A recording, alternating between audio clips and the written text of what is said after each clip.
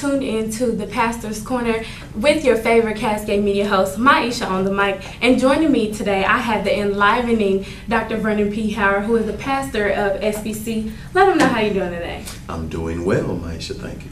Thank you. Well, I wanted you to come and talk to me about, the worldly influences on youth and how it affects them spiritually. Earlier, some weeks before, you were preaching to us about what it means to be a man and what it means to be a woman and how they work cohesively together. And just, how the world influences youth. So I wanted to talk to you a little bit about that. Well, I pastor the Second Baptist Church of Kansas City, Missouri. We're known as the home of the miracle on 39th Street. We're located at 39th and Monroe. We are a 150-year-old church, and I've been the pastor for 5 years.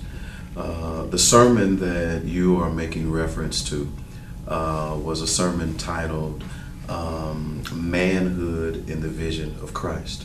And it tried to convey principles that a man can embrace, that Christ embraced, that does not make him weak, that does not make him a pushover, but makes him strong, makes him firm, and makes him a man of character.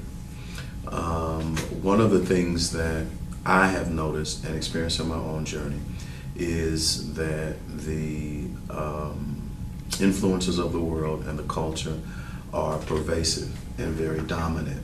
If we are not careful, we will begin to believe that money makes the man.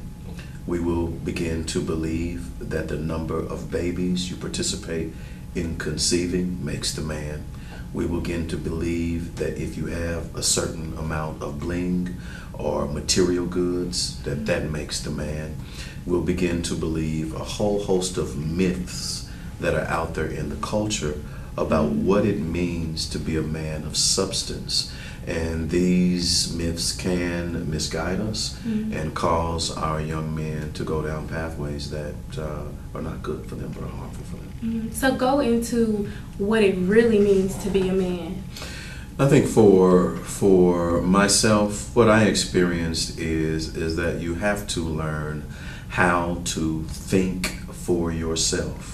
That part of what it means to arrive to manhood is to put off some of the influences of the larger group and be able to recognize that you can think for yourself, to have your own morals, to have your own behaviors, to have your own perspectives, to have your own thoughts, to have your own role models, to have your own intellectual capacity and your own ways of thinking. That makes a great difference in manhood. You free yourself from some of those lesser influences that might cause you to go the wrong way. And how exactly do you think the media influences our young men and our young women today? I think that clearly the media is a complex animal. And I think that the media and our African American young people, particularly our males, are both influenced and influence the media. I don't think it's a one-way street. I think it's a two-way street. When I look at the media and images within the media and the kinds of things that we see, I begin to come to a conclusion that America and the media both love us and hate us, adore us and fear us. They love us and they adore us. Our comedians, our athletic superstars, our political prowess, all of the African American men that you see within the media, whether it's Barack Obama, whether it's Bill Cosby, whether it's Tavis Smiley, doesn't matter who it is. We see all of these men that society has a tendency to glorify and has a tendency to use as models for their own children, their own families, their own communities. At the same time, we see some of the lesser images of our community. And we see some of those images that I spoke of before that have to do with the overemphasis on material goods and money, on drugs and violence and gangs and so forth, theft and crime. And just recently, I saw on a local television station, in fact, it was KCTV5, where this camera person and this reporter spent some 2 to 3 minutes interviewing an African American male who had just come out of family court. And he was bragging about the number of kids he had participated in conceiving. And he was going on and on about it, making light of it, and just suggesting that that's a part of his manhood and that's just what he does as a part of his character and his personality. And KCTV5 spent some 2 to 3 minutes allowing that spectacle to be out there, which demonstrated the lesser of who we are as a people. And I think that's one of the examples that we get. We get in the media every evening all sorts of examples of what we do that does not measure up to our true character as a people. But I don't see Maisha Miller on KCTV5. There's some things that I don't see that our African American men that are doing that are positive. I don't see any of our young men who are doing good things at the Miracle on 39th Street on KMBC TV. I see the other stuff. And so there's an overpreponderance of negative images about us that cause fear, I believe, within the larger community, but also shape and mold our own people into believing that we are not as great as we really are. And certainly you mentioned you don't see Maisha Miller on the KCTV5. And if you did, you probably would see me on the other end, news anchor side. But you did mention something very important. You see the aspects of having a lot of money and all of these things. And I wanted to kind of talk to you about a controversial topic that is heavy in the media, specifically in the music industry, which is the Illuminati topic. So I just want to kind of get your perspective on that and what you think about the whole Illuminati movement type of thing. Share with me more about Illuminati. Well, it's the saying that, you know, if you sell your soul to the devil, you'll have all these kind of riches, money and fame and all of this type of stuff. Yeah. I think one of the things that happens with somebody, whatever race and culture they are, if they are not grounded in a sound spiritual ground, I recommend Christianity. If they are not grounded in something that is solid as a base, guides them and directs them, then they are susceptible to buy in to a lot of the bad doctrine and bad beliefs that are out there. And so anybody that has a belief that the so-called devil is somebody that can give you any benefit at all, I will, as a Christian, quote Malcolm, you've been hoodwinked, you've been had, you've been bamboozled. There is no evil entity that can give you any kind of benefit that is long-term and lasting. It's just not there. On the flip side of that, I think what we begin to see and recognize within our faith and our people is that Martin Luther King Jr. was right. If you allow any vessel to be empty, you leave it open for anything out there to fill it. And so Martin King would talk to us about how love can conquer hate, how light can conquer darkness, how goodness can conquer evil. And if we begin to be more diligent in filling our young people with the good, with the light, with the love, we'll find ourselves in a better situation. Okay. Well, another thing that I also wanted to talk about that is kind of controversial for our youth today as well is having kids at a young age and out of wedlock. So can you go into that a little bit? I can. I believe that one of the most needed areas of transformation and adjustment within our culture and our community is a better stewardship of our sexuality.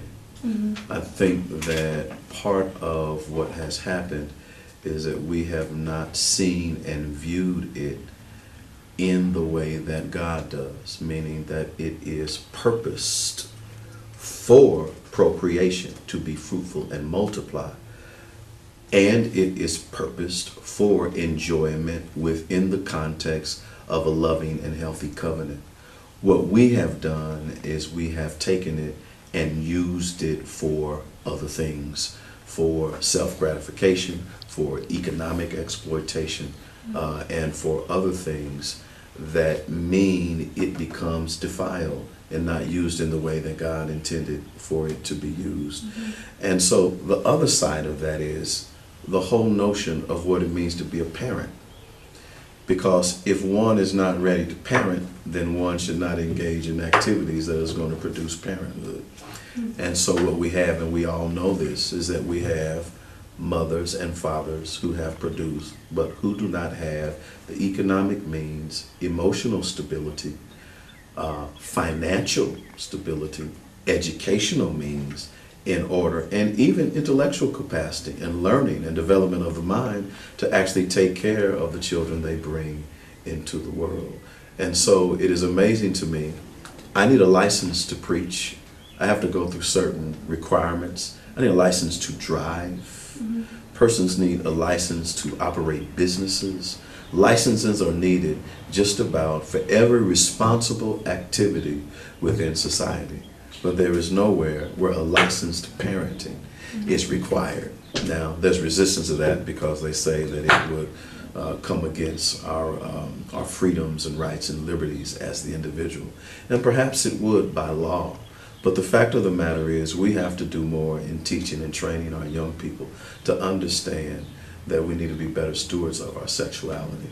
And that if we are not ready to be parents, then don't do those things that would make us parents beforehand. And on sexuality, give me some of your input on teens who, choose to go be gay or lesbian and feel that they were truly born that way, quote unquote, as our former pop star Lady Gaga would say. They feel like they were created this way, they were made this way. Yeah, it's a very complex issue. I look at it from a theological standpoint, and I view the issue through the lens of God's love. Here's number one, unequivocally, without a doubt. No matter what sexual orientation a person claims to be or chooses to be, whether they believe they're born that way or whether they are preferring that way, that individual is a child of God, created in God's image. And that individual deserves the love and the respect and the dignity and the honor. And get this, Barack Obama was right, the rights and liberties of all other individuals in this society. Because a person falls short of some ethical or moral kind of level, and whether they choose it or whether they feel like they're born to it, they do not absolve themselves from the rights of being respected and honored. And I think it's hypocrisy for us to do so, to bash people who are in that situation. So that's number one. When I look at it through the lens of God's love, these are individuals created in the image of God. The second thing for me, and also viewed through the lens of God's love, but shine some truth on the matter, I cannot place myself in those persons' shoes. If a person says that they feel as though they were born this way, there is no way that I could stand outside of this person and judge them and condemn them and tell them, no, that could not be the case. Because I'm not living in their shoes. I'm not feeling what they're feeling. I'm not thinking what they're thinking. So I cannot just simply deny the legitimacy of what they are saying to me. That's number one. Number two, I can say to people that there is a clear biological order that God put in place, and that is for a male and a female. That is clear through our biological makeup. And so when we pull all this together, we have got to find a way to love and accept and embrace everybody through the lens of God's love. At the same time, we have got to somehow lift up that there is a clear blessing and joy in experiencing relationships, covenant relationships, and intimacy in the ways that God clearly biologically created us to experience them. And that is very, very heavy. But unfortunately, we are out of time. So for our viewers, if they wanted to contact you or, say had any questions for you, can you give them some information, some contact information? I can be contacted here at the Second Baptist Church, Kansas City, Missouri, corner of 39th and Monroe. Website is www.secondbaptistkcmo.com. I also have a Twitter page, and we have a Facebook page. And at this point, we got other people that manage them, and I can't even tell you what they are, but we're going to get them to you. They're on my business card, and we'll get them to you, and hopefully you can flash them up. If you actually Google Faces of the Miracle, there we go, Google Faces of the Miracle, and the SBC Discipleship Ministry page will show up. We're on Facebook. I've got a Twitter handle there as well, so if you get to our Facebook, it'll link you to the Twitter. These are ways to connect. I've written a book called The Way of an Eagle. I am a Kansas City native. Grew up in Linwood and Prospect, graduate of East High School, went to William Joe College, Liberty, Missouri, Central Seminary, Shawnee, Kansas, went to Virginia Union School of Theology and earned my doctorate there. Much of what I am talking about as it relates to navigating through the waters of what it means to be an urban black male in a hostile, dangerous, volatile environment where the forces are there to bring you down and knock you out. I've lived through it. And some of that story is in my book called The Way of an Eagle. And you can also get that on the website. All right, and you've heard it right here, ladies and gentlemen, Dr. Vernon P. Howard. If you have any questions or comments for me, you can reach me at mmcascademediagroup@hotmail.com. You can also check out more interviews on whatsupkansascity.net. This has been your girl, Maisha, on the mic. We keep it real, for real, for real. What's up, KC? This is Sydney. And this your girl, Aisha. Hey, please check out our show, Girl Talk, where we discuss the latest and greatest things happening within our community. And please also check out Cascade Fashion KC, where we interview entrepreneurs that have it going on within their business and where they talk about their fashion. Also check out On Top of My Game, where we feature local artists and entertainments around Kansas City metro area. Also, check me out, DJ Retro, on kroo.org on Tuesdays and Thursdays from 1 o'clock to 2 o'clock. I slap a little bit of this and that. And you can catch all of this greatness on whatsupkansascity.net. Also, CascadeSports.tv, home of the student athletes. We go hard in the paint. And don't just like it, share it.